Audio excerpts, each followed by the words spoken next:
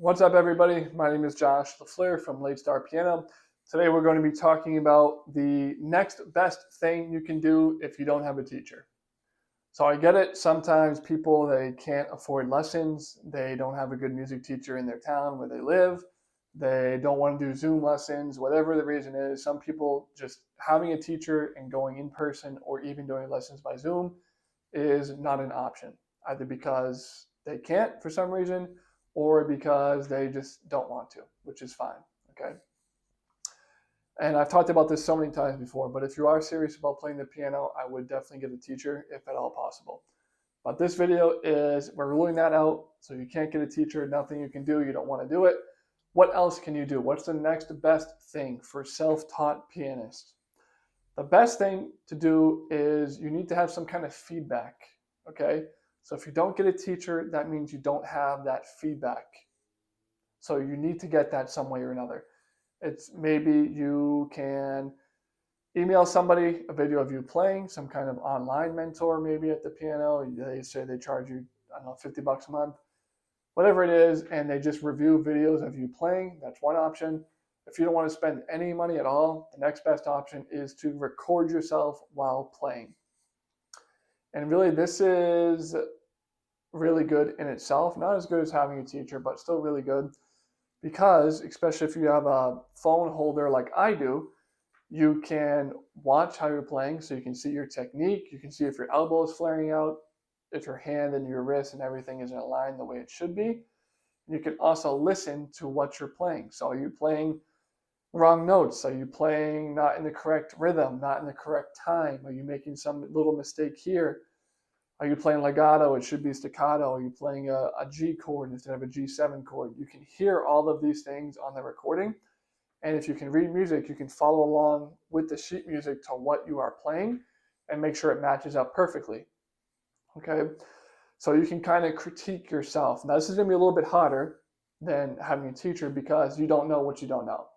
So even if you watch yourself on video and you listen to yourself on video, you very well could be making mistakes that you have no idea are even mistakes, right?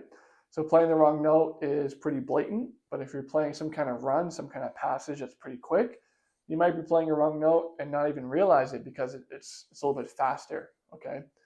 So something like that, or it could be maybe some kind of dynamic issue. Maybe you're playing really loud and it should be soft. And that's something that you can easily overlook if you're not really normally looking for those things when you're playing, okay? So recording yourself, though, is the next best thing if you don't have a teacher. The recordings can help you in those areas, help you catch mistakes. They can also help show you what you're good at. They can also make sure that you're improving as well. So you can record yourself. Let's say today you make a video of yourself recording an easy song, let's say Over the Rainbow. And then 3 months from now, you've been practicing on other things. You go back to Over the Rainbow. Can you still play it? Does it sound better? Does it sound worse? Hopefully, after 3 months of you practicing the piano, when you make that second video of you playing Over the Rainbow, you can actually hear the difference in quality from the first video you made 3 months ago. So this is another way you can kind of hold yourself accountable and make sure that you're actually improving on the piano is through these kind of videos and just basically holding yourself accountable. So recording yourself is huge. Another good thing you can do, if you can, is just try to play in front of other people. Okay, if you're playing in front of other people, they can also give you feedback. And it doesn't have to be direct feedback, but let's take an example of you're at an airport or some kind of public place and you start playing the piano and people start walking the other direction. You might not sound too good. You might be a little bit off in what you're doing. On the other hand, if you sit down at the public place at the piano, you start playing and people come around and they start recording you, they just stand there and watch you play. Those are good indicators that what you're playing is good. And it's good enough where people are willing to listen to you. And that can also be a feedback for yourself. It can be a kind of a clue to yourself that what you're playing is good. And that, again, you are improving on the piano as well. Okay. So if you don't have a public space like that, another good thing you can do is you can just open up the window and just try to play for other people. And this is good if you don't have a teacher, because you want to try to play in front of other people. Even if you don't really have an audience, so to say, you can try to make one on your own, because playing for other people is going to put that additional pressure on you. It's going to force you to put more focus and concentration on it, and it's going to help build your confidence when you start playing for other people and you know other people can hear you playing. It's going to build your confidence, which in turn is going to make you a better piano player. So this all comes back around, it all comes full circle. So if you don't have a teacher, again, you want to record yourself, make the videos, you want to play in public. If you can't do that, just play with the window open. Try to play where other people can hear you. Worst case scenario is you can literally just make a YouTube channel like I do, put your videos on YouTube of you playing, and just be at peace and at peace and at rest with other people hearing you playing, because it's going to build a confidence. And playing piano, there's so much mental to it. It's not all about just hitting the right notes. It's not all about the physical movements. It's also a lot of mental, right? And not mental as in, do you know music theory? Do you know your scales? But mental as in, do you believe that you can play this piece? So much of piano is mental, and it's easy to overthink, especially in the beginning.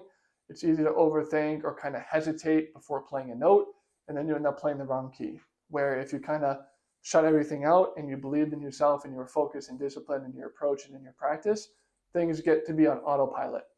And when things are on autopilot with the piano, then that's when you can start to improve. Because the better you get at the piano, the less you have to think about, everything becomes automated.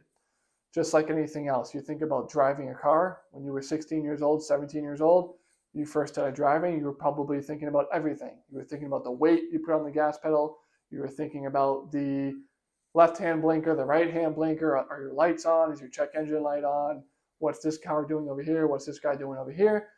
As you get older and you have more driving experience, now things become automated. You turn on the blinker automatically. You don't even think about it. Okay, you see the sidewalk up ahead or the crosswalk up ahead, you automatically start to slow down. You see brake lights up ahead, you automatically start to slow down, right? Because it's become automated. You don't even have to think about it. That's where you want to get to with the piano. And that's where playing for other people and believing in yourself and having that discipline that comes from playing for other people can really help you become a better piano player. So if you don't have a teacher, those are all things that you can do to help improve, to help you keep you accountable, make sure that you're improving, and to catch any mistakes that you might be making. If that helps, let me know, drop a comment. My name is Josh LaFleur from Late Star Piano.